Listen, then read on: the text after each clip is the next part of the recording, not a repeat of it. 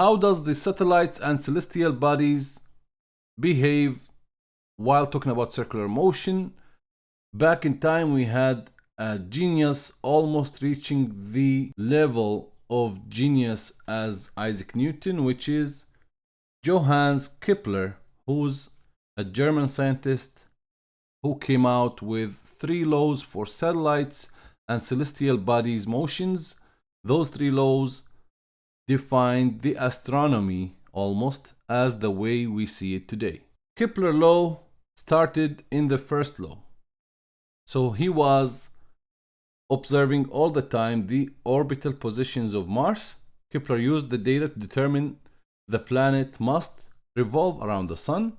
Back in time, most people don't believe that planets of the solar system are rolling around the sun as it is center of rotation, but Kepler was having the idea that planets are rotating around the sun as the center of rotation. And the second thing is, those planets are not going in a circular path, but in an oval path. Those 2 ideas revolutionized the science as the scientists knew it back in time. Kepler's first law says, when you have Earth and you have a sun is the focus or the center of rotation for Earth. And you have the Earth not going in a circular, but in an oval path. This oval path have many important characteristics. The first one, the path having a major axis between 1 and 2, and it has the minor axis as well. In the same time, it had a semi-minor axis and a semi-major axis.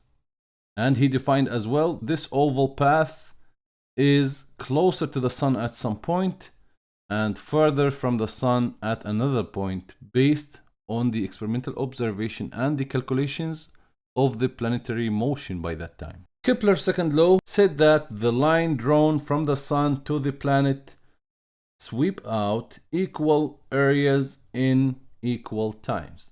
What does that mean? Back in time, Kepler went on to state that 2 more out of his time ideas relating to the orbit of the planets in the solar system. The second law said that the planets move through their elliptical orbit in such a manner as to sweep out equal areas in equal times. How we describe that? You can see here we have the sun, and let's say we have a planet Earth over here rolling around the sun. He said when the Earth, let's assume this line is an ink line on a paper. They have a line made by an ink pen on a paper. Let's say that line is dipped in ink on a white paper, and the Earth is over here. Now, when you start to move this stick or this line with an ink, the Earth is moving in this curvature over here. When it reaches here, it will swipe an area. You will see the ink spreaded over your paper. That is called the swiped area 1. Now, when you do the same thing, you go here and you have a stick or a line. You dip that stick in ink on a white paper. The Earth is moving over the curvature from here to here. Then the stick, as it is moving around its center, the sun in this case, will give you swept area. Now, if you calculate the swept area here and the swept area here, they will be totally equal.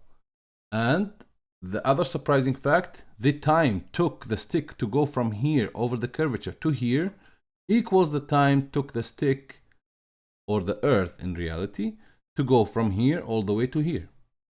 That was an out-of-time idea that changed the physics and astronomy in that time. So as the planet moves in its orbit, the line moves with it and sweeps out an area. In the same amount of time at any other position in the planet's orbit, the planet will again sweep out the same area.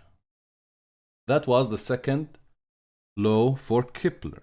Now, if Kepler is true, in order to reach from here to here in the same time as you reach or as you move from here to here, that means the Earth needs to move faster over here and needs to move slower over here. So it's impossible that the Earth having same speed all over the path.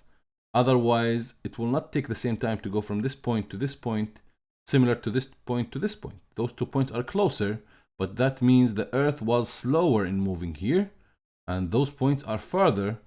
But as long as the time from here to here equals the time of movement from here to here, means the Earth was slow here and was fast here, ending up equalizing in time and equalizing in the sweep area.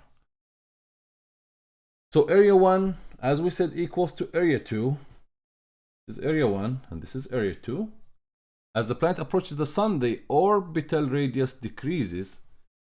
If it is to sweep out an area equal to area 2, the planet must speed up and cover a large distance to compensate for the smaller radius.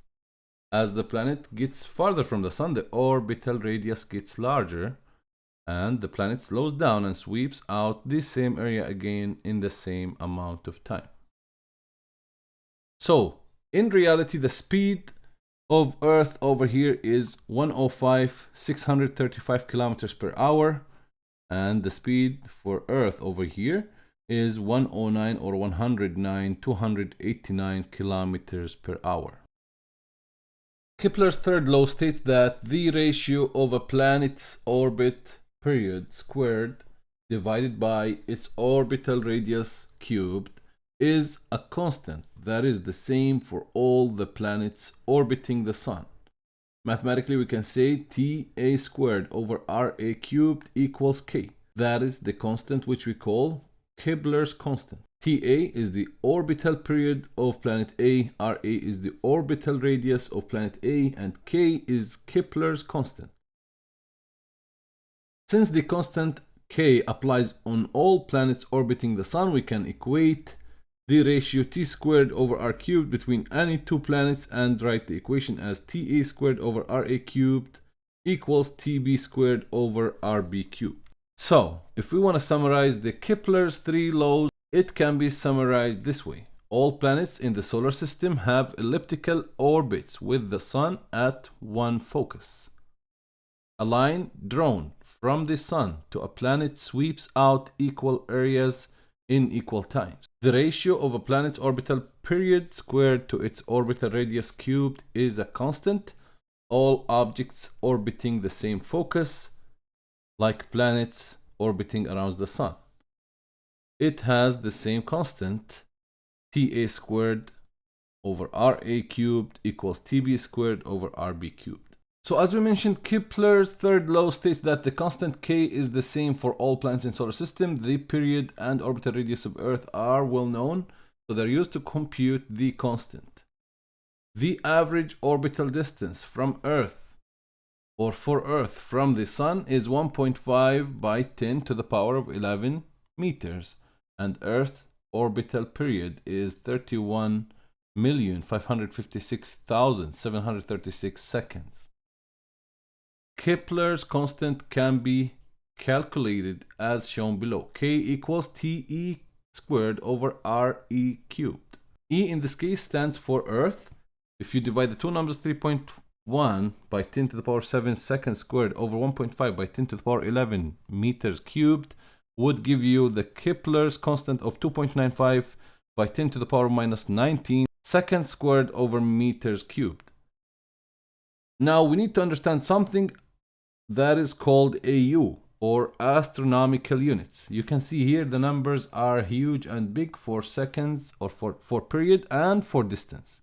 Now scientists said, well, those numbers are too big to handle for a lot of calculations, so it's better to make a convention that will help us making those numbers smaller. So they came out with the convention of astronomical units. Astronomical units are a more suitable measurement for astronomical distances.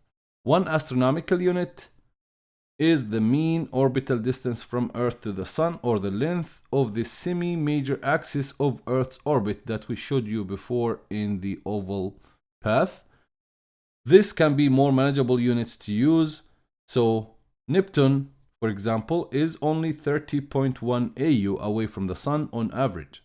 Kepler's constant, using units of years A and AU, can be determined as follows.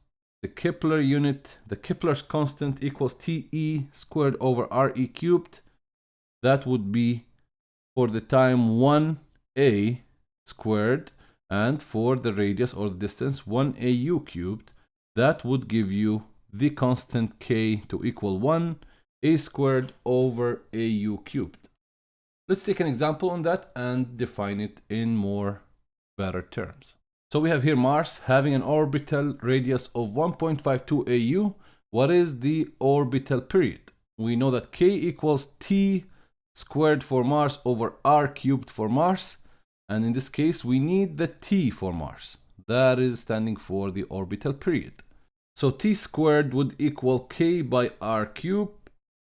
And we have here T to equal the square root of K by R cubed for Mars. That would be 1 by 1.52 would give you 1.87 A as an orbital period for Mars. Another example, we have Mars having two moons, Deimos and Phobos. Phobos has an orbital radius of 9,378 kilometers and orbital period of 0.3189 Earth days. Deimos has an orbital period of 1.262 Earth days. What is the orbital radius of Deimos? So we have VT in this case for Phobos, TP equals 0.3189 days, and RP 9378 kilometers. T Deimos equals 1.262 days. Find the orbital radius of Deimos or RD. We know that we can equalize TD squared over RD cubed equals TP squared over RP cubed. In this case, RD cubed would be TD squared by RP cubed over TP squared. That would give you 1.262 squared by 9378 cubed over 0.3189. The days unit will go away together. Equals 1.2916 by 10 to the power 13 kilometers cubed. And the RD would be the cubic root of 1.29 by 10 to the power 13 would give you 2.346 by 10 to the power 4 kilometers.